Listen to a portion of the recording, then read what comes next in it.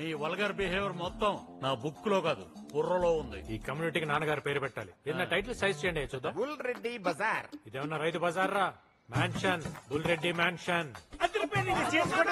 ఉండవే, ఇంకా గతం కాలే. నాన్నగారికి 6 అడుగుల కాంస్య విగ్రహం పెట్టాలి. అవి జనరల్ గా లెజెండరీ పీపుల్ కదా పెడతారు.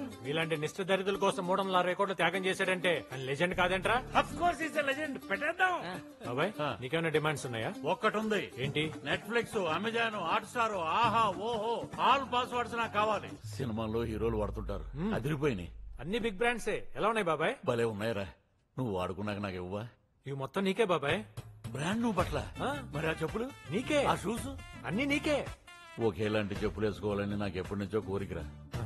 థ్యాంక్స్ రా.